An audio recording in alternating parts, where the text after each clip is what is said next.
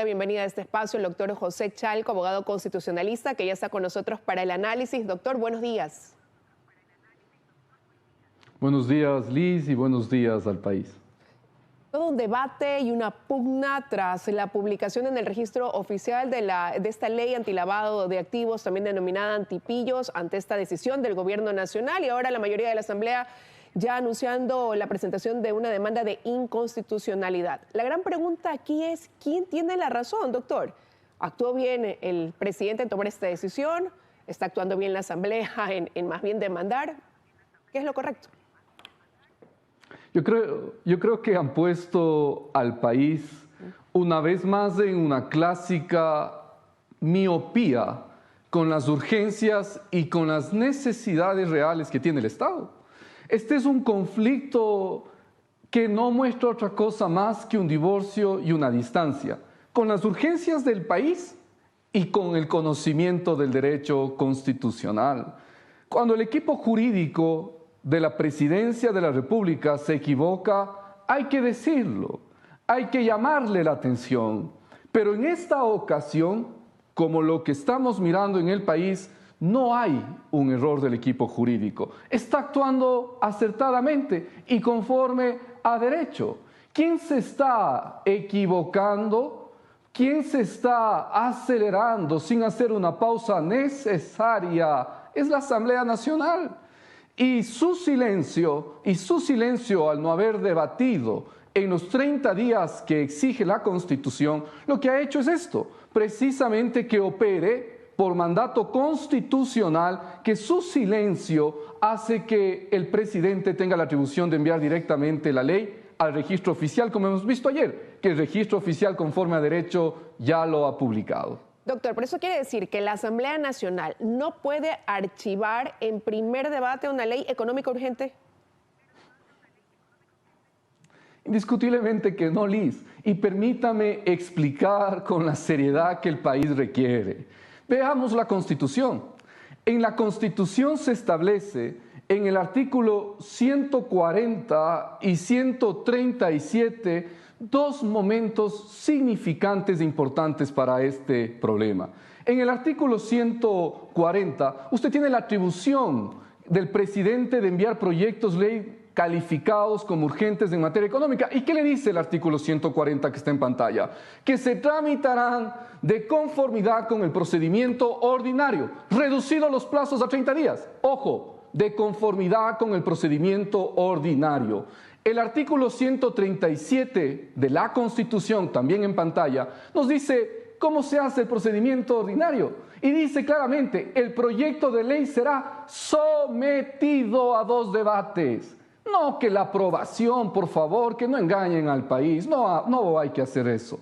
Dice claramente el artículo 137 que el proyecto de ley será sometido a 2 debates, no para la aprobación, sino precisamente para una discusión serena, necesaria. Pero ahí no termina, apreciada Liz.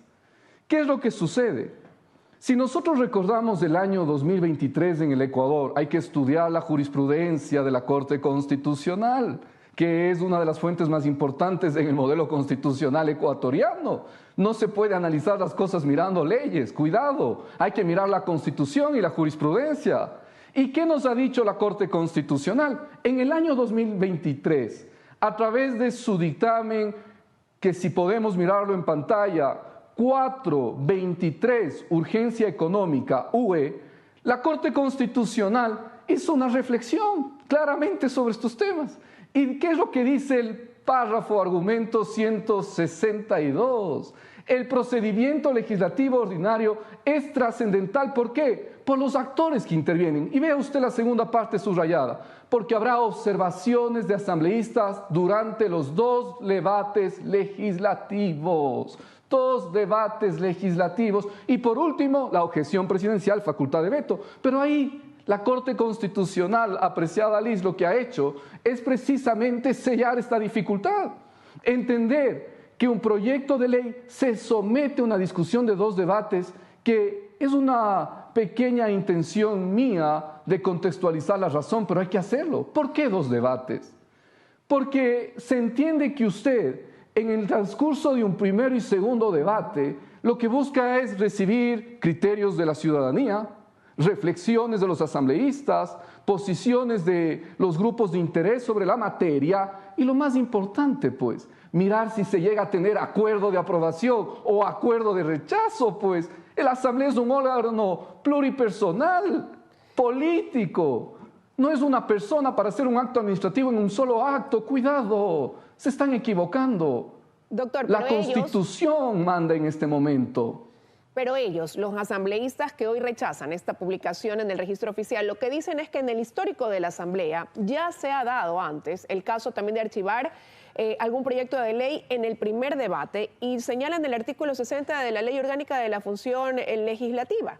En esto de aquí se amparan y se abre un dilema también porque el gobierno más bien dice también y señala el artículo 62 que dice que solo puede negarse o archivarse un proyecto urgente tras un segundo debate. ¿No hay también contradicciones en la misma ley que hoy permiten que haya este enfrentamiento de criterios basándose en artículos distintos de una misma ley? Valga la redundancia. Su pregunta requiere dos respuestas. Lo primero, el error no hace la norma. Y si es que ha habido en la historia proyectos normativos que se han probado de esta manera, que nos digan cuáles son, para darles demandando la inconstitucionalidad por forma, si es que estamos dentro de un año. Que nos digan cuáles son al país, para depurar el sistema jurídico. No, qué vergüenza decir así hemos hecho en otras ocasiones. Eso no corresponde de un órgano legislativo. Lo segundo, Liz, no es de la única antinomia o el único conflicto de normas en el ordenamiento jurídico. El país tiene una tradición desde 1830.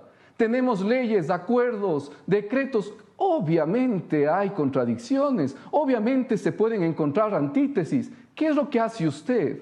Tiene entonces una fórmula de solución de las antítesis, de las antinomias, de los conflictos normativos. ¿Cuál es? La Constitución, la norma superior. Y si no basta la Constitución, lo que la Corte Constitucional le ha dicho. Este es un sistema, un modelo constitucional, en donde la Corte se convierte, así como muchas veces le hemos criticado. ¿Pero por qué? Porque la Corte Constitucional se convierte en el órgano de inicio y de cierre del sistema. Sus argumentos, sus fundamentos y razones sirven de jurisprudencia, de línea, para cumplir y entender el modelo constitucional del Ecuador. Por eso el dictamen que yo he presentado en pantalla es sustancial para salir de ese conflicto en el que pueden haber entrado o encontrado por indebidas reformas a la ley, además. Reformas hechas de manera anterior al dictamen de la Corte Constitucional, que la Corte cierra este conflicto por la antinomia, antítesis, contradicción que usted está citando. Pero ahora, adicional a esto, también lo que dicen es que el presidente incluso ha caído en una arrogación de funciones al haber remitido al registro oficial una ley que fue negada y archivada. Cuestionan si es que el presidente puede hacer eso. Se está yendo en contra de una resolución de la Asamblea Nacional. En los primeros semestres de la Facultad de Derecho se aprende quién tiene la potestad de promulgar y publicar la ley. Vale revisar el artículo 5 del Código Civil. El presidente de la República lo que está haciendo es conforme a la Constitución, a la jurisprudencia de la Corte, a la ley, actuando y de conformidad con lo que corresponde y sus atribuciones está enviando al registro oficial. Tanto así que el registro oficial no es juez y le corresponde como periódico oficial del Estado simplemente acatar y cumplir con las disposiciones. Mire, apreciada Liz, esto es un impasse que a mi punto de vista lo único que ha sacrificado es que los ecuatorianos discutamos lo que realmente interesa, que era el fondo del asunto. A mí me parece que en medio de este conflicto los únicos que estamos siendo realmente víctimas de aquello somos los ecuatorianos. Inseguridad jurídica por razón 1 y por razón 2, la imposibilidad de debatir ¿qué se ha puesto en esa ley? ¿Cuáles son los nuevos hechos generadores, los sujetos pasivos? Eso no hemos podido discutir. ¿Por qué? Porque la Asamblea ha entrado en esta suerte de una telaraña jurídica en donde no existe, que yo le puedo decir con categórica posición. Lo que ha hecho la Asamblea no es jurídico, es subterráneo. Y cuando no es jurídico, entonces hay otras razones dudosas que no las conocemos. Doctor, pero con lo dicho por usted aquí en este análisis, primero, ¿cabría una demanda penal contra el registro oficial al haber publicado esta ley? Porque eso es lo que también dicen desde la Asamblea, la mayoría que hoy se opone a esta ley antilavado de activos, que también van a ir por esa línea. No, vea, el Código Orgánico Integral Penal y los penalistas conocen a profundidad aquello.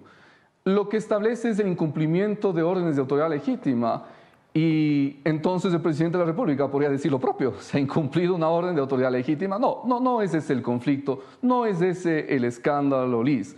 El escándalo es de que aquí en el Ecuador solamente invocamos la Constitución para habeas corpus para bandas y bandidos. Y también la Constitución vale para acciones de protección que no tienen sentido. Ahí sí la Constitución es suprema.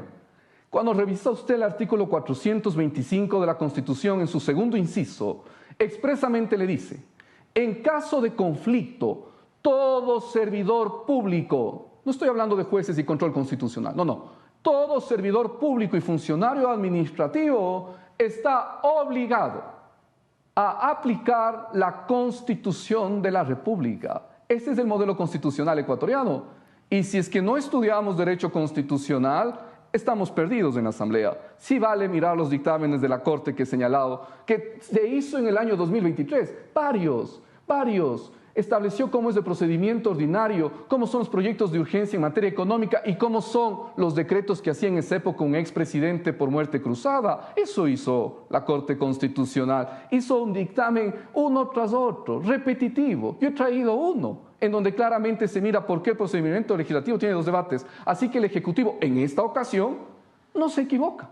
En esta ocasión lo ha hecho bien. En otras le llamamos la atención cuando se equivoca, pero en este caso ha hecho muy bien.